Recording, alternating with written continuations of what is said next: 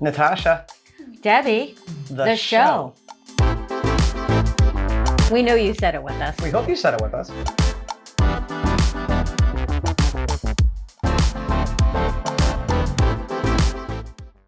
Hello, everyone.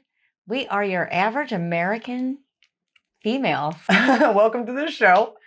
Hey guys, if you wouldn't mind hitting that like button, we greatly appreciate it. It takes a half a second. It's free. And Debbie has this amazing announcement you've never heard before on YouTube. Also, consider subscribing to our channel. Why is that? It's absolutely free. It doesn't cost you anything.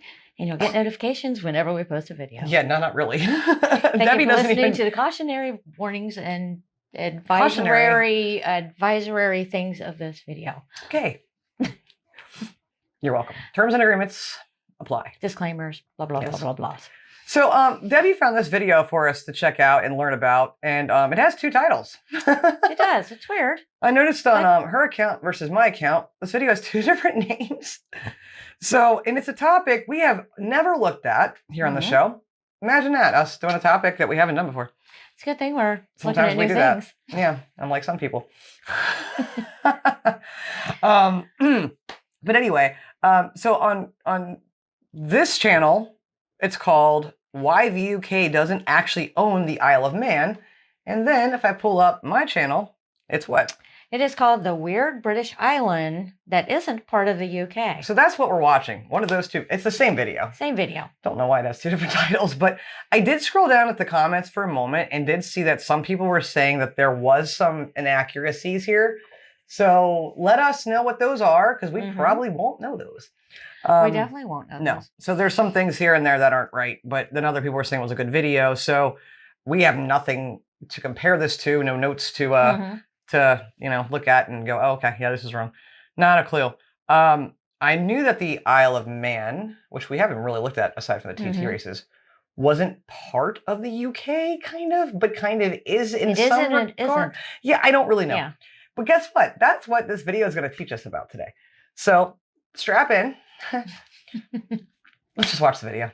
If you look at a map of the British Isles, there's a weird little island in the middle that should be part of Britain. It sits between England and Ireland. The people speak English and they spend the pound. But the Isle of Man is not in the UK. It's not even in the European Union. It's a geographic... It's not in the European Union. Then what You can't wait to learn about this. Sorry, I just didn't expect that. Ghost of sorts, and that unique status has allowed it to create some of the most fascinating and dangerous laws in the world. I'm Jeff, and this is the geographic story behind the bizarre Isle of Man. The first thing you need to know is that the Isle of Man is small compared to its neighbors, covering only about 574 square kilometers. To put that in perspective, it's roughly 3 times the size of Washington, D.C., the tiny little half square that makes up the capital of the United States. And it sits roughly 50 kilometers from the closest coastline of its neighbors. But here's where the geography gets interesting and perhaps a little suspicious. The island is situated so perfectly in the middle of the Northern Irish Sea that on a clear day, from the island's highest point, you're treated to a view that exists nowhere else on Earth. That highest point is Snaefell, standing at 620 meters. Now, there's an old Manx saying that from the summit of Snaefell is the one place on Earth that you can see 7 kingdoms. The kingdom... I would love to go up there and see that view. I bet that's not how you pronounce that place. Can you get a lift to the top of that? Asking for a friend. Dropped off by a helicopter? Yeah, you know. Parachute in? Why not? The summit of Snaefell is the one place on Earth that you can see 7 kingdoms. The Kingdom of England, the Kingdom of Scotland, the Kingdom of Wales, the Kingdom of Ireland, the Kingdom of Man, the island itself, the Kingdom of Heaven, and the Kingdom of the Sea. While the Kingdom of Heaven might be a matter of faith, the geography backs up the rest. This central position has defined the island's entire existence. Being an island in the center of the Irish Sea didn't mean they were isolated. In fact, quite the contrary. The island was more often in the way of everything than it was left alone. But why is there an island here in the first place? Geologically, the Isle of Man is a survivor. It's composed largely of sedimentary rock, specifically Manx slate, which formed roughly 480 million years ago. This gives the island its rugged. Okay, I know that's not Isle of Man right there. That's Isle of Skye. Tell me if I'm wrong. I'm going to feel stupid if I'm wrong, but we've seen too many videos on the travel stuff. That's the Isle of Skye right there. I'm like, no, that's not the Isle of Man. Good, but that is gorgeous, though, is it not? Look at the sky. It is. Everything is gorgeous. Hence the Isle of Skye. I just got that. Sorry, I'm pretty sure that's the Isle of Skye, like enough to where I pause the video, but the way I edit this out because I'm wrong. I'm gonna roll with it. I'm gonna take a risk, and y'all gonna take let a me know. chance. I may either look really smart or really stupid. Like I've been paying attention, or I just got my facts mixed up.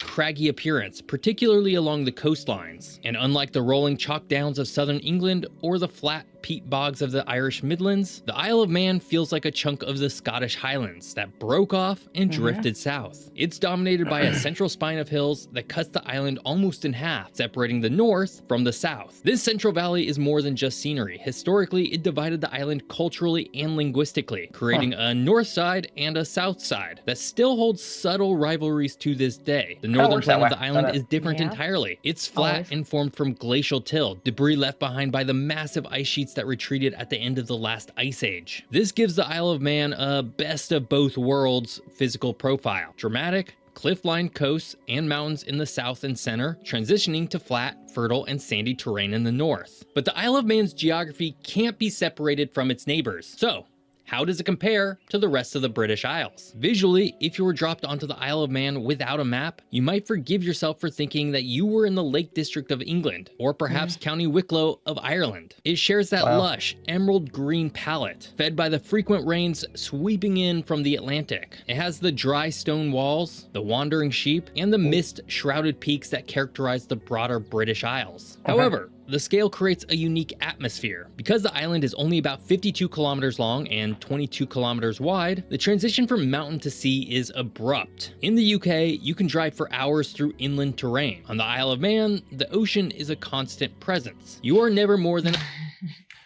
Did you know that ocean is actually the sea? That pesky little thing will surround that island and be a problem. It'll always be there. Who knew? I mean, that's fascinating. But that's really cool. You know, I was just thinking, I know you guys like to talk about the weather and stuff a lot in the UK, especially, and right? Who doesn't? But shut up, Debbie. Who doesn't? I get daily weather reports, hourly. I don't do that at all. Sometimes 4 times a day. My British is showing. I do give the weather report very often. I'll just be randomly outside with her like, hey, did you know that tomorrow it's going to be... Anyway, I was just going to say, as much as it rains, which of course it does, we know that, but that's why, obviously we know that's why it's so beautifully green, but you can't, come on. Would you take the sun and have more brown, or keep the rain and have all that gorgeous greenery? You let us know in the comments. I know, I mean, it doesn't affect me that it rains. I just get to look at the pretty green. I vote for greenery. I vote for greenery as long as I don't have to live in the rain. Right? Yeah. I don't know. A few miles from the salt spray. This isolation has also created a unique biological laboratory. The separation from Britain and Ireland happened roughly 8,500 years ago as sea levels rose. This severed land bridge meant that many species common on the mainland never made it to man. There are no voles, no badgers, and no squirrels native to the island. Instead, the island developed its own quirks. You've probably heard of the Manx cat, famous for having no tail. This genetic mutation thrived here specifically because of the island's geographic isolation. A confined gene pool allowed a recessive trait to become a national icon. But it's the coastline of the Isle of Man that is perhaps its most defining geographic feature. It's treacherous. The Irish Sea is notorious for its rough waters, and the currents around the Isle of Man are complex and fast. The Calf of Man, a small islet off the southwestern tip, is separated by a narrow stretch of water called the Sound, where tidal currents can reach speeds that would easily wreck a ship captained by anyone but an expert. This natural moat has been the island's greatest defense. While England and Ireland were easier to invade simply due to their size, offering many landing points, the Isle of Man is a natural fortress. Its cliffs are high, its beaches are often rocky, and the weather is unpredictable. This geography didn't just shape the landscape, it shaped the mindset of the people. Living here means you are constantly aware of the boundaries. You can see the lights of Scotland and England at night, a reminder of the massive economies next door. Yet the dark water in between keeps you apart. It creates a sense of being near the action, but not of it. But being a fortress in the middle of a... I think that would be kind of cool. What's that? In a way. To be kind of like in but out? Yeah, and you're there, but you're not there. You're close by. You don't have to be in the mix of everything. Yeah. But you can if you want to be. Yeah. Yeah. I think I might like that. Busy sea has a downside. If you're strong enough to hold it, you control the Irish Sea. But if you aren't, you become the perfect base for pirates, smugglers, and Vikings.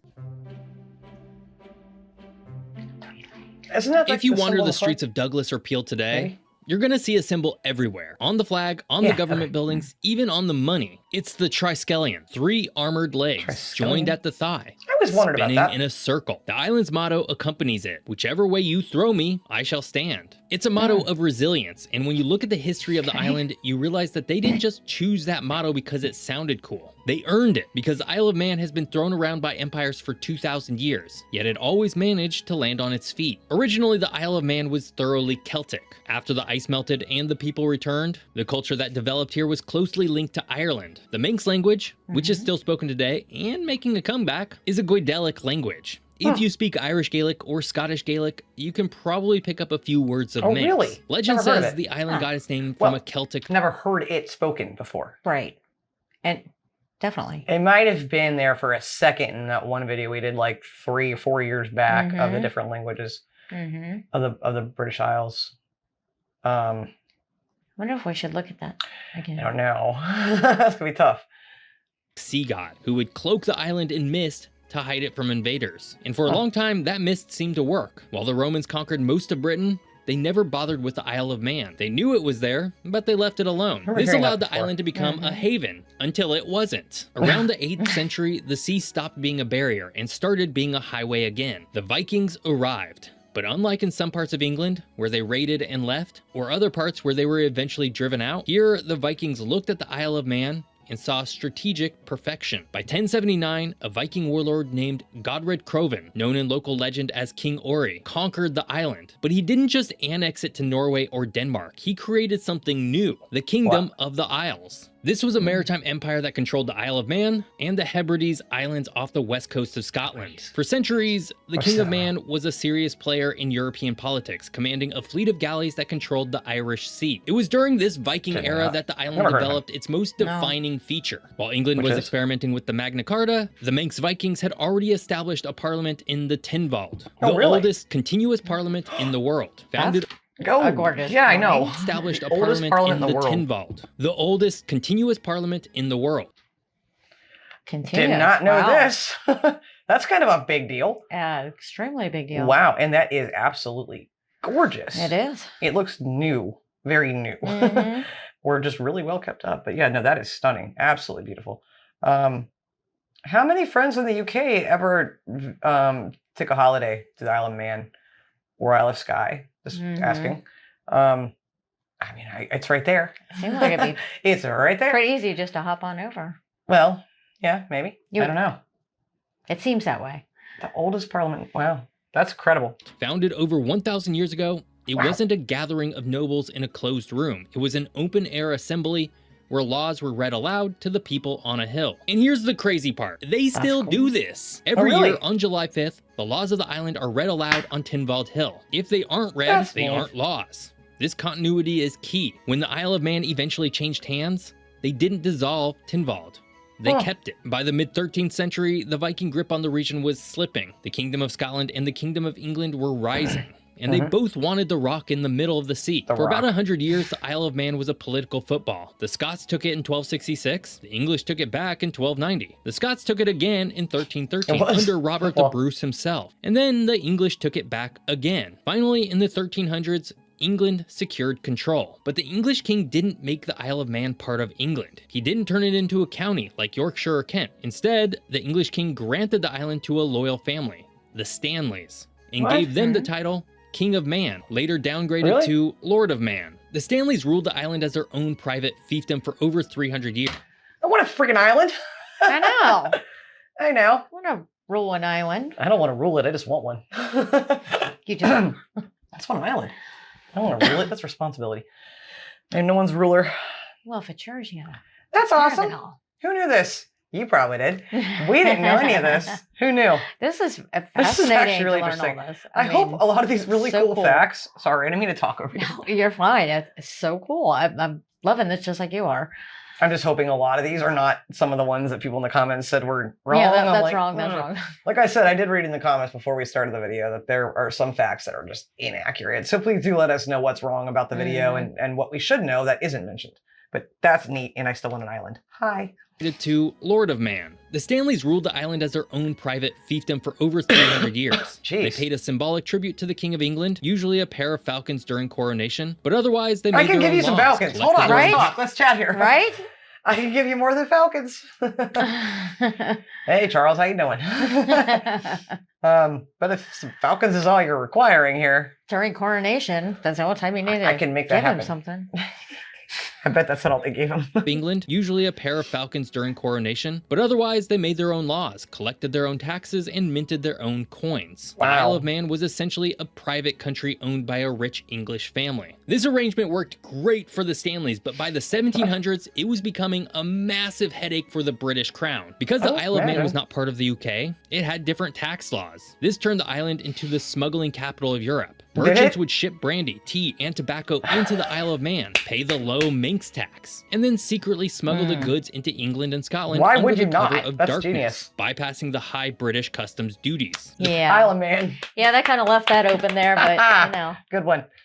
England and Scotland under the cover of darkness, bypassing the high British customs duties. The British government was losing millions in revenue, but they couldn't just invade, because technically, the Stanleys owned the place legally as part of a deal with the King of England. Got some falcons so, and in 1765, falcons, the British government did the only thing they could do. They bought it. This event is known as the Revestment Act. The British Crown paid the Duke of Atholl, the heir of the Stanleys, £70,000 to buy his rights as the Lord of Man. This is the moment where the Isle of Man should have become part of the UK. It would have been so easy to just absorb it into the growing British Empire. But once again, they did not do that. Whether through bureaucratic laziness, legal complexity, or just a respect for the ancient Tinwald, the Crown simply took over the title of Lord of Man. They didn't merge the governments. King Charles is not the king of the Isle of Man, but oddly enough, he is the Lord of Man. This distinction seems tiny, but it's the reason why today, the Isle of Man is a crown dependency and not part of the United Kingdom. It's a possession of the crown, not part of the state. But why does the UK, in 2026, allow this wealthy, unregulated neighbor to sit right on its doorstep? And what exactly are the laws that make the Isle of Man a libertarian dream and a bureaucratic nightmare all at once?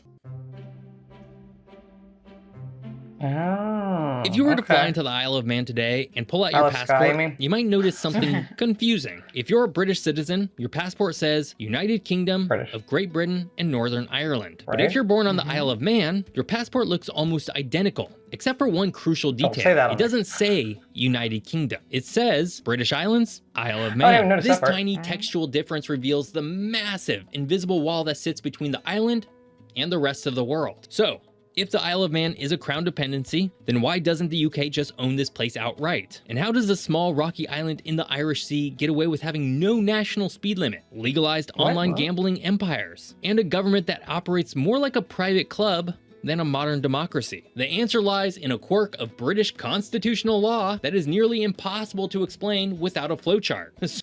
Okay, let's take all that in right there. That's a lot. It is a lot. I didn't expect to come in here and learn all this. I'm still stuck on it's a Isle of Man as a possession of the crown. Yeah.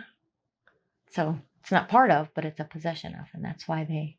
How do you guys feel about that? I don't know. How does everyone feel about this? How are our friends on the Isle of Man feel about it? How do our friends that are in the UK? I would love to know. I don't understand. You know what? Because I have no context to this, right? I'm just learning this all as we're talking. And I know he's going to go into this more. Not much. There's not much left in this one, so it's very short. He's going to go in a little bit more about it, and then who knows? Maybe that's the part that's not quite right. So let's do this. The United Kingdom is a sovereign state. The Isle of Man is not part of that state. It's a crown dependency. Here's the distinction. The crown and the government are not the same thing. The Isle of Man belongs to the monarchy, specifically to King Charles III in his capacity as the Lord of Man. It does not belong to the UK Parliament in Westminster. This means that while the UK is responsible for the island's defense and foreign affairs, because the Isle of Man doesn't have an army or embassies, the UK Parliament technically has no right to legislate for the island on domestic matters. They can't tell the Manx people how to tax their citizens, how to run their schools, Right, or they how shouldn't be fast they able can to, drive that's their the case. cars. Right. The island essentially exists in a legal gray zone, a bubble of sovereignty protected by British aircraft carriers, but unregulated by British bureaucrats. And inside that bubble, things have gotten kind of weird. Most famous example of this legal independence is the Isle of Man TT. Every year, for 2 weeks, the island shuts down its public roads and turns them into the deadliest racetrack on Earth. Yes, they Motorbikes do. scream through sleepy villages at over 100 miles per hour. That inches is from crazy. Over 100 miles per hour. No, sir. That's over like 200 miles Yeah. or more easily. Over 100. No. That's I think they start going 100 miles an hour, don't they? Don't they? From what we've seen? probably have to start at that. I Yeah. think they started that. But yeah, we've watched a couple videos on the topic and it's insane. We have more to look at on that too. We sure do. I've been so worried about doing the one where you ride along as. Yeah, you get the vision of the I've been scared of that driver. one. Yeah, I've avoided it for the last couple of years. This Yeah, might be me the too. year we do it. Mm. But just know I'll have a bucket next to me just in case. It's not a lie. We need a rail to hold on to. Yeah. Earth. Motorbikes scream through sleepy villages at over 100 miles per hour, inches from stone walls and spectators' front yards. Since the race began in 1907, there have been over 260 deaths. In the United Please. Kingdom, or almost anywhere else in the developed world, Would be a a race no-no. this dangerous would be banned immediately by health and safety regulators. But because the Isle of Man makes its own laws, they say, no, we like it. In fact, outside of the towns, the Isle of Man has no national speed limit. You can legally drive I your did car not as know fast that. as it can physically go on mountain roads. It's one of the few places in the world without a speed limit on public highways. Okay, stop. No, for one, it's already scary enough for us to drive over there, but then you got this thing going on with.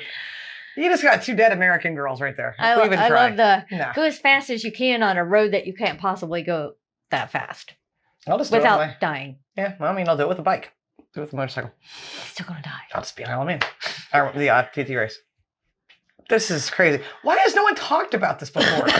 Well, we talk about the Autobahn in Germany, right? No one Mhm. talks about this. Why not? Well, The whole island with no speed. The whole thing has no speed limit?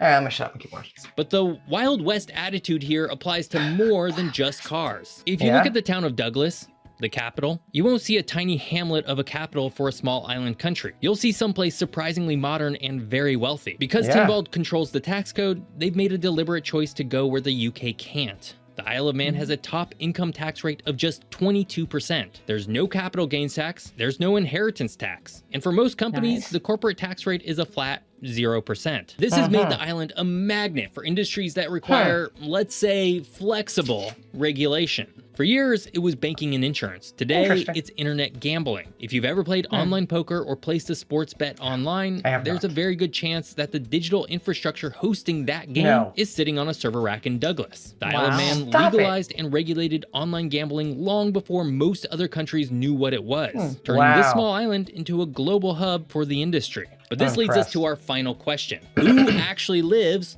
on the Isle of Man? While the people that official live there. population hovers around 84,000 people, only about half of them were born on the island, and the other half are what locals call stopovers. People who moved there for the jobs, the tax breaks, or the relatively quiet life, the Isle of Man TT aside. This creates a strange demographic mix. You have billionaire tax exiles living Wow. in gated mansions, Nice. working class families whose lineage goes back to the Vikings, and tech workers from all over the world maintaining the servers for those global gambling sites. Jeez. Governance is intimate. In a population this small, national politicians are neighbors. There are no political parties in the traditional sense. Almost all politicians run as independents. This means the government Wow. is less about ideology and more about fixing the potholes and keeping the ferry running. But it's not all tax-free paradise. Fixing the the cost of potholes living is paradise is to me. staggeringly high because almost everything has to Wow. be imported by I was sea. gonna say. Housing Thinking that is too. expensive. And for young people, island fever is real. You can drive from one end of the country to the other in an hour. If you want to see a Whoa. concert, go to a specialist doctor, or shop at a major chain store, you often have to get on a boat or a plane to Dublin, Belfast, or even London. Yeah, So the that Isle part of would Man bother is me. a geographic and political fossil. It's a remnant of a time when Europe was made up of hundreds of tiny principalities.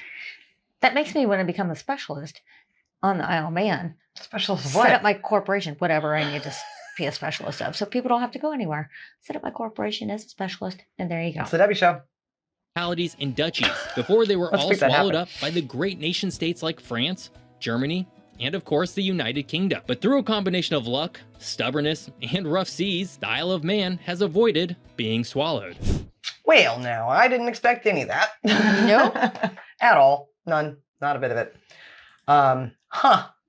It's quite a lot that we learned in there. And Isle of Man, how you doing? mm-hmm. Yeah, I'm still contemplating this whole corporation and I'm thinking about starting up a Fascinating. falconry. a falconry. I mean, I know that's not a thing now, but Hey, Charles, here's some falcons. Charles, what would you do for something else? Get some falcons. I didn't mean that. I'm a different type of animal. Okay, Natasha, stop it. We had a lot of questions during this episode, and we were relying on you for the answers to said questions because we don't have the answers. That's why we're here. Please help us. There were throughout the whole video. I can think of like one or two of them off the top of my head right now, but rewind back. Leave us a comment, please. If you liked this episode, please hit the like button. Consider subscribing to the channel. I know I'm kind of left with more questions and kind of a dizzying sense of, Right. There's a lot going on right there. And Exactly. also, it is surprising, though. It really is surprising the UK doesn't govern and own the Isle of Man. It really is surprising, like you said, in 2026. I mean, I get why they don't now. Yeah, But- and it does make sense, but Yeah. also with it being a possession of the king, Kind Then- of. but The crown more. and if he's the lord of it, then I Yeah, don't know. this is American mindset. We're like, the Lord, we're not Doesn't the lords. Lord Yeah. Wait, do the stuff? the with- stuff. Yeah. Yep. Help us out in the comments. Please, we clearly need it, if you can't tell. We always do. Hey, guys, we really hope you enjoyed this episode, and we thank you for watching, and we'll be back for the next one when, we're back for the next one. I have so many thoughts in my head about this video that I want to sit and just go online and start looking up stuff, but I'm going to wait. I'm going to wait for your responses. Let us know. Okay, we'll see you on the next one, and until then, and as always, please love like jazz. Be as strong as Tyson. Bye. Bye.